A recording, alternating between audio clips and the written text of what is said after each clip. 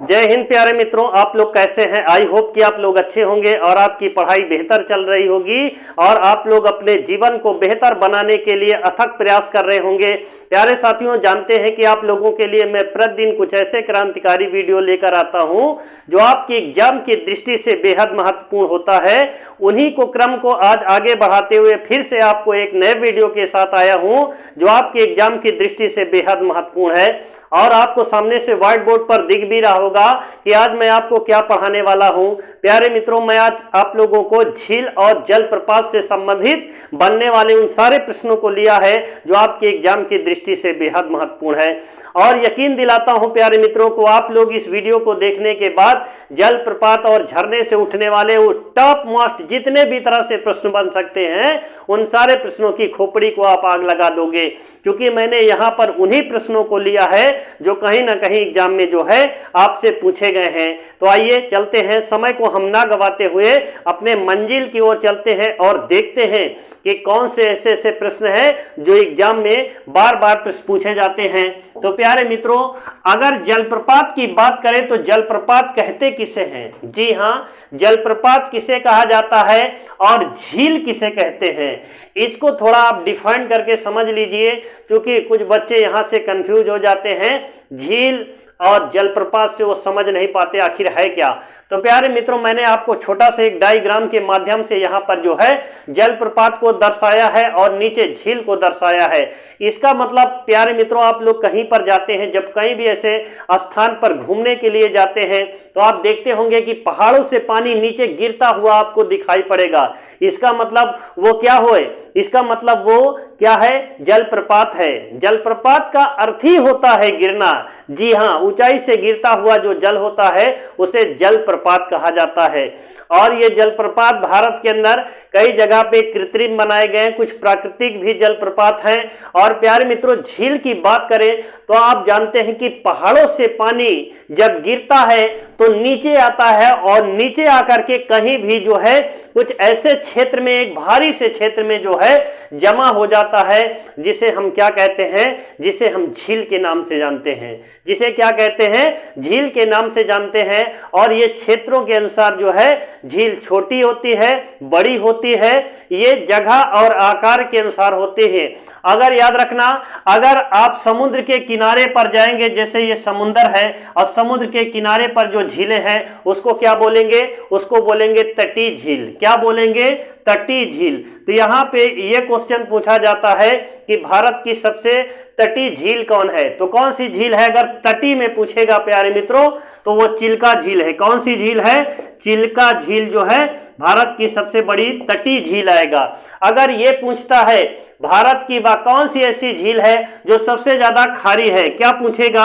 अगर खारी झील की बात करें प्यारे मित्रों कि भारत की वह कौन सी ऐसी झील है जो सबसे ज्यादा खारी है, तो मैं आपको इसका एक फार्मूला बताना चाहता हूं कि आखिर खारेपन का कारण क्या है, जिससे आपको ये कभी भी ना भूले एग्जाम में कि अगर खारे झील पूछेगा तो आप उसको एक आंकड़े के अनुसार बता सकते हैं।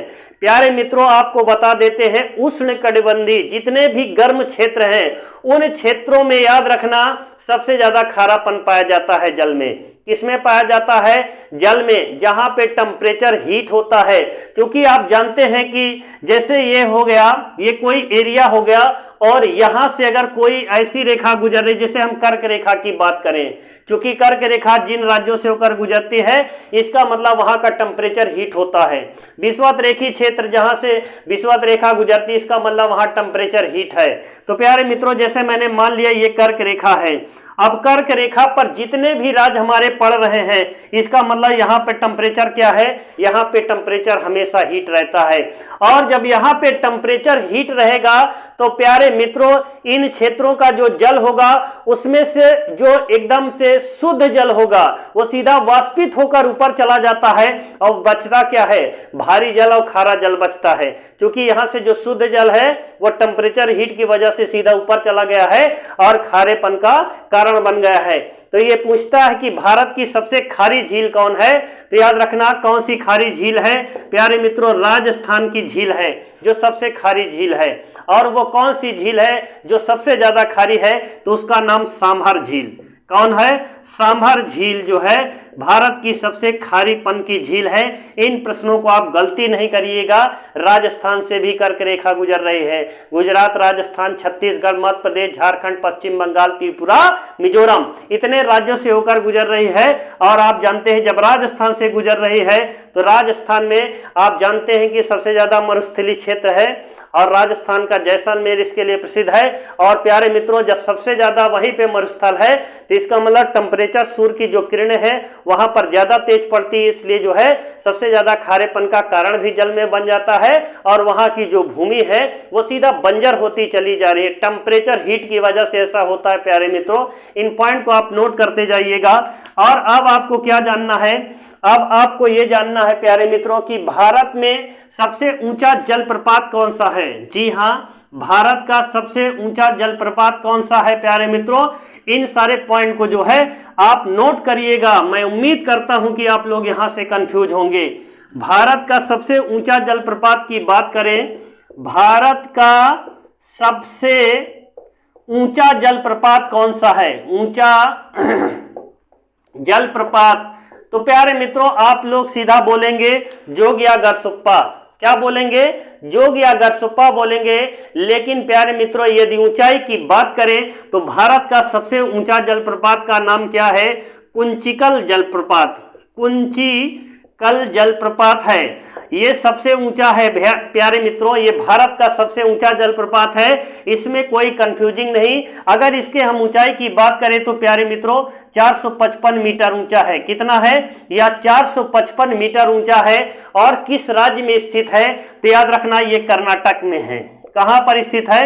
ये भी कर्नाटक राज्य में स्थित है, कर्नाटक के शिमोगा जिले में। जी हां, कर्नाटक के शिमोगा जिले में स्थित है और इसका नाम क्या है? कुंचिकल जलप्रपात, या भारत का सबसे ऊंचा जलप्रपात है।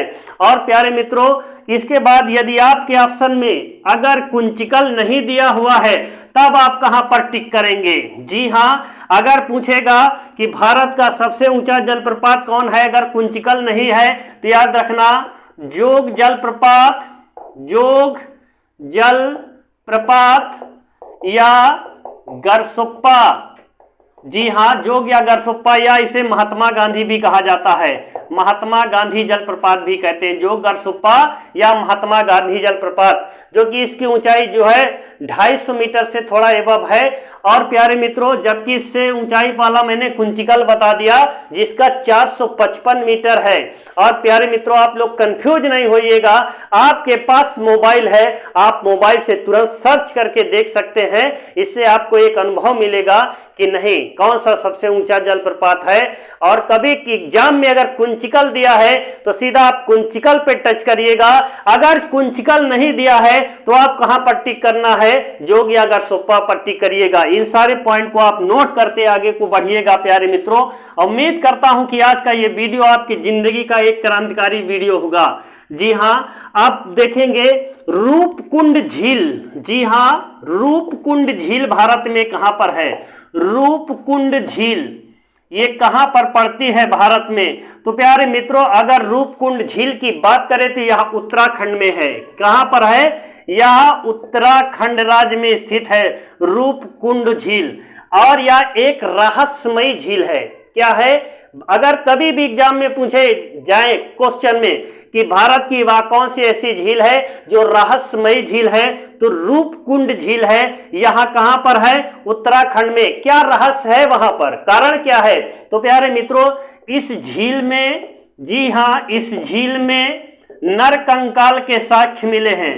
नरकंकाल के साक्ष्य मिले हैं, इसलिए इसे क्या कहा जाता है? इसलिए इसे रहस्यमयी झील कहते हैं। रहस्यमयी झील कहा जाता है। किस राज्य में है? तो याद रखना उत्तराखंड राज्य में है रूपकुंड झील। इसे क्या है? इसमें नरकंकाल का साक्ष्य मिला है, इसलिए इसे रहस्यमयी झील कहा गया है। इन सारे पॉइंट को आप नोट करिएगा। जी हां प्यारे मित्रों, अब इसके आगे देखेंगे भारत में चित्रकूट जलप्रपात कहां पर है? जी हां, अब देखेंगे अगला जो प्रश्न है, चित्रकूट जलप्रपात भारत के किस राज्य में है और किस लिए ये फेमस है? प्यारे मित्रों बहुत ही बेहतरीन प्रश्नों का संग्रह है। मैं आपको यकीन दिलाता हूं कि नागिन झील ये सब झील नहीं, जो आपके एग्जाम में आए हुए प्रश्न है, मैंने उन प्रश्नों को उठाया है जो कहीं ना कहीं आपसे एग्जाम में पूछे गए हैं, चाहे वह रेलवे हो, ग्रुप डी हो या एसएससी हो, जहां से भी प्रश्न बने हैं उन सारे प्रश्नों को मैंने इसमें समाहित किया है। तो यदि चित्रकूट जलप्रपात की बात करें तो प्यारे मित्रों, यह छत्तीसगढ़ राज्य में है। कहां पर है? छत्तीसगढ़ राज्य में है। छत्तीसगढ़ राज्य में है। और किस नदी पर है? तो याद रखना, इंद्रावती नदी पर। इंद्रावती नदी पर स्थित है। नदी पर स्थित है। या भारत का, याद रखना, नियाग्रा जलप्रपात के नाम से। जी हां, भारत का नियाग्रा के नाम से जाना जाता है। नियाग्रा जलप्रपात, जो कि नियाग्रा जलप्रपात कहां है विश्व में? तो याद रखना, सेंट लॉरेंस नदी पर नियाग्रा जलप्रपात। लेकिन भारत का नियाग्रा कौन है प्यारे मित्रों? तो चित्रकूट जलप्रपात किस राज्य में है? छत्तीसगढ़ राज्य में है, इंद्रावती नदी पर। इसे भारत का नियाग्रा जलप्रपात कहा जाता है। इन सारे पॉइंट को आप नोट करते हुए आगे की ओर बढ़ेंगे प्यारे मित्रों, ताकि यहां से प्रश्न बने तो उन सारे प्रश्नों को आप पूरी तरह से कर पाएं। अब देखेंगे कुछ ऐसी झीलें हैं जैसे चंदुम्बी। जी हां, चदुम्बी झील। कौन सी झील है? चदुम्बी झील। जी हां, चदुम्बी झील, हाफलांग झील, हाफलांग झील। और कौन सी झील है प्यारे मित्रों? याद रखना, चपनाला। कौन सी? चपनाला। ये तीनों झील याद रखना, ये अलग अलग है। चदुम्बी झील, हाफलांग झील और चपनाला झील, ये तीनों झील है। और ये झीलें किस राज्य में स्थित है? ये सारे आए हुए प्रश्न हैं। तो प्यारे मित्रों, ये असम राज्य में है। किस राज्य में है? असम राज्य में स्थित है ये सारी झीलें। इसलिए मैंने इसको लिया है, जो आपके एग्जाम की दृष्टि से बेहद महत्वपूर्ण है। और ये आपके एग्जाम में आए हुए सारे प्रश्न हैं जो आपसे पूछे गए हैं आज ना कल, कहीं ना कहीं। अब देखेंगे चेम्बरमबक्कम झील किस राज्य में है? हाँ जी, क्या है? चेम्बरमबक्कम। जी हाँ, चेम्बरमबक्कम झील भारत के किस राज्य में है? तो याद रखना, तमिलनाडु राज्य में। कहां पर है? तमिलनाडु राज्य में स्थित है। कौन सी झील? चेम्बरमबक्कम झील भारत के किस राज्य में है? तो याद रखना, ये तमिलनाडु राज्य में है। अब देखेंगे इसके आगे, रेणुका झील। कौन सी? रेणुका झील किस राज्य में है? रेणुका झील हिमाचल प्रदेश में। कहां पर है? हिमाचल प्रदेश में है। और ये याद रखना, नागो झील। कौन सी? नागो झील किस राज्य में है? तो याद रखना, ये भी किन्नौर जिला, किन्नौर हिमाचल प्रदेश में, ये भी हिमाचल प्रदेश में है मेरे प्यारे मित्रों। अब देखेंगे डुडुमा झील। अब कौन सी झील है? डुडुमा। डुडुमा झील भारत के किस राज्य में स्थित है? तो प्यारे मित्रों, अगर डुडुमा की बात करें, मचकुंड नदी पर। कौन सी? मचकुंड नदी पर स्थित है। कौन सी झील? डुडुमा झील। और मचकुंड नदी किसकी सहायक या कहां पर है? तो याद रखना, डुडुमा उड़ीसा राज्य में है। किस राज्य में? उड़ीसा के कोरापुट में स्थित है। कोरापुट कहाँ है प्यारे मित्रों? तो याद रखना, कोरापुट उड़ीसा में है। और इस झील का नाम क्या है? डुडुमा झील। आई होप कि आप लोग मेरी बात को यहाँ तक समझ पाए होंगे प्यारे मित्रों। अब इसके आगे और चलते हैं और लास्ट में देखते हैं कुछ ऐसी झीलें, उसके बाद आपको जो है फटाफट के माध्यम से बताने का प्रयास करेंगे। अब देखेंगे गोकक जलप्रपात। कौन सा? गोकक जलप्रपात। जलप्रपात ये कहां पर है? तो प्यारे मित्रों, ये घटप्रभा नदी। किस नदी पर है? घटप्रभा नदी पर स्थित है। नदी पर। और घटप्रभा नदी कहाँ है? कर्नाटक राज्य में। कहां पर है? कर्नाटक राज्य में स्थित है। कर्नाटक राज्य के बेलगांव में ही गांधी जी ने अध्यक्षता किया था 1924 ईस्वी में ना। तो प्यारे मित्रों, इसी बेलगांव में जो है गोकक जलप्रपात है, घटप्रभा। घटप्रभा किसकी सहायक नदी है? तो ये मैंने आपको सब ऑफलाइन क्लास में बताई है कि यह कृष्णा नदी की सहायक नदी, दूध गंगा, पंचगंगा, घटप्रभा, मलप्रभा, भीमा, सीना, जितनी भी नदियां हैं इन सब के बारे में मैंने आपको बताया है। और प्यारे मित्रों, याद रखना, अगर झीलों की बात करें तो जैसमंद झील कहाँ है? राजस्थान में है। जी हाँ। और कौन सी झीलें हैं? तो वहां पर तमाम डिडवाना झील है, पुष्कर झील है, ये सब कहाँ है, याद रखना ये सब राजस्थान में। अगर पूर्वोत्तर भारत की बात करें कि मीठे पानी की सबसे बड़ी झील कौन सी है, जी हाँ, अगर पूर्वोत्तर भारत की मीठे पानी की झील की बात करें तो याद रखना लोकटक झील है। लोकटक झील ये पूर्वोत्तर भारत की है। जी हाँ, कहाँ पे, पूर्वोत्तर भारत की मीठे पानी की सबसे बड़ी झील है, ये पूर्वोत्तर भारत में आएगा तो लोकटक झील लगाइएगा प्यारे मित्रों। और देखिए आयतन की दृष्टि से सबसे बड़ा जलप्रपात कौन सा है, क्या है, आयतन की दृष्टि से भारत का सबसे बड़ा जलप्रपात, आयतन की दृष्टि से भारत का सबसे बड़ा जलप्रपात कौन सा है, तो प्यारे मित्रों शिव समुद्रम है। कौन सा है, शिव समुद्रम कहाँ है, तो प्यारे मित्रों शिव समुद्रम जलप्रपात कहाँ है, या कावेरी नदी पर, कावेरी नदी पर। और कावेरी नदी कहाँ, कर्नाटक, जी हाँ, कावेरी नदी कहाँ, कर्नाटक। और इसकी कावेरी की बहन मैंने सहायक नदियां लिखाया है, हेमवंती, हेमांगी, अर्कावती, अमरावती, ये सब कावेरी नदियों की सहायक है। कावेरी कहाँ से निकलती है, कर्नाटक के ब्रह्मगिरी श्रेणी से निकलती है। आई होप कि आप लोग मेरी बात को समझ पाए होंगे। और प्यारे मित्रों मैंने इसमें छोटे छोटे क्वेश्चनों का संग्रह नहीं लिया, इसमें मैंने टॉप मोस्ट जितने भी हाई लेवल के क्वेश्चन थे, जितने भी लो लेवल से प्रश्न आज तक यहाँ से बने हैं, उन सारे जलप्रपात और झीलों को मैंने यहाँ पे समाहित किया है जो आपको एग्जाम में पूछे गए हैं।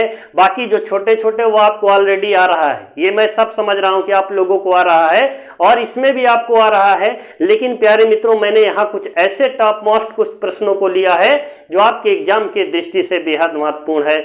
और दोस्तों आज की क्लास को यहीं पर विराम करता हूं, फिर से अगले वीडियो में कल मिलूंगा। और प्यारे मित्रों आपसे मेरी शिकायत है कि कुछ लोग जो है चैनल पे जो पुराने बच्चे वो शेयर नहीं करते हैं, और जो बच्चे चैनल पर नए हैं कृपया चैनल को लाइक एंड सब्सक्राइब कर दीजिएगा और आगे बढ़ा दीजिएगा। आज की क्लास को यहीं पर विराम करता हूं। जय हिंद, जय भारत।